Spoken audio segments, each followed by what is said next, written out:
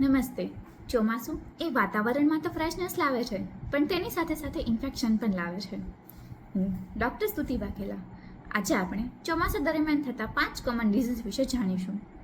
Cold and flu તે હવામાં રહેલા વાયરસને કારણે ઝડપથી ફેલાય છે. ડેન્ગ્યુ તેમજ મેલેરિયા તે મચ્છર કરડવાથી થાય છે. ટાઇફોઇડ તે ખરાબ અથવા દૂષિત પાણી પીવાથી થાય છે. સ્કિન ઇન્ફેક્શન તે વાતાવરણમાં રહેલા ભેજને કારણે થાય છે. આ રોગોથી બચવા માટે આપણે અગાઉથી કયા કયા પગલાં ભરી શકીએ? Stay dried. મચ્છરથી બચવા માટે ઘરના બારી બારણા પર નેટ લગાવો જેથી મચ્છર અંદર ના આવી શકે. મચ્છરની અગરબત્તી, રેકેટ, કોઇલ, ઓડોમોસ ક્રીમ તેમજ ઓલ આઉટ જેવી પદ્ધતિનો ઉપયોગ કરી શકાય છે.